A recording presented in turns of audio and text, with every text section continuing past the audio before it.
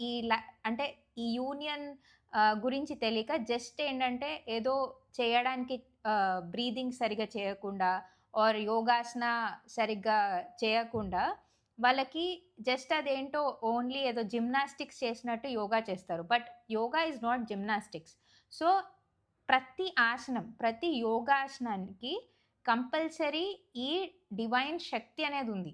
ఈ యూనియన్ జరిగే కాంపోనెంట్ ఉంది. సో, మీరు కరెక్ట్‌గా బ్రీతింగ్ చేసి, కరెక్ట్‌గా ఆసన చేసినప్పుడు మీ right and left side of the body union అయినప్పుడు మీకు అప్పుడు దానివల్ల ఆ ఆసనం వల్ల కరెక్ట్ ఎనర్జీ మీ బాడీకి అందుతుంది. ఓకే. సో, దీనికోసం యోగా చేయండి. యోగాసనాలు చేయండి.